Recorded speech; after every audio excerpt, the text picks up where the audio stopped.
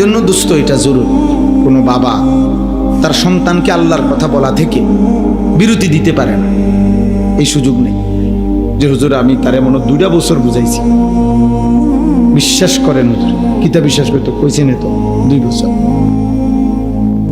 2 বছর হুজুর ঝান্ডা শেষ করে গেছে। 2 বছর বাপরে, আজকে মনে হয় 1 সপ্তাহ লাগাইয়া হুজুর তারে বুঝাই, মানে 1 সপ্তাহে যেমনি টান দিছে উনি, 1 সপ্তাহ কোনো এত লম্বা না, আমনে যেমনি কইছেন, বুঝছেন না? 950 বছরের দিকে চিন্তা করলে 1 সপ্তাহ বিরাট কিছু, 2 বছর অনেক কিছু।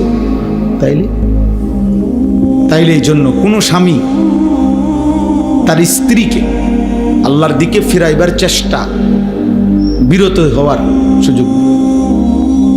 কোনো বাবা কোনো মা তার সন্তানদেরকে আল্লাহর দিকে ফিরাইবার চেষ্টা বন্ধ করার অনুমতি নেই, কোনো অনুমতি নেই।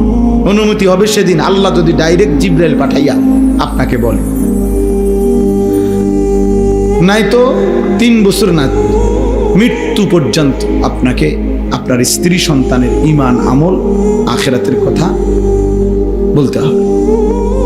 হুজুর এখন আর বয়স হয়ে গেছে, অন যদি জি পুত্রে বেশি কিছু বলতে যাই, শেষ বয়সে না খাইয়া মরতে হইব, পুত্রের বউ আর ভাত তরকারিও দিবে না, এই সমস্ত ধোকাবাজি কথা, বাটফারি কথা, খোদার কসম আখিরাতে মুক্তি মিলবে। কারণ কোনো মানুষ যদি 3 বেলাও পেট ভরে খানা খায়, তারপরও তার মৃত্যু হয় না? তাহলে আপনি বুঝি শেষ বয়সে না খাইয়া মরবে, তারা শেষ বয়সে যারা নিয়মিত খানা পায় তারা তো মরে না। না না, এমন লোক আমি শুনি নাই মরতে, আপনারা শুনছেন কিনা কে জানে, মরে তো। তাইলে আর আপনি কি কইলেন? এটা অনেক মানুষ আছে, এটা আহা, আপন সন্তান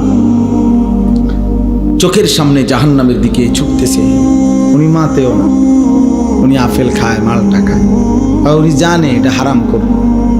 ফুতের ইনকাম সুদ, 2 নম্বর না 6 নম্বর। উনি মাতেও না, উনি বন খায়, চা খায়, বিড়ি খায়, পান খায়, কোন রকম কয়, কোন রকম আল্লাহ লাগবে আর হইয়া যেতে।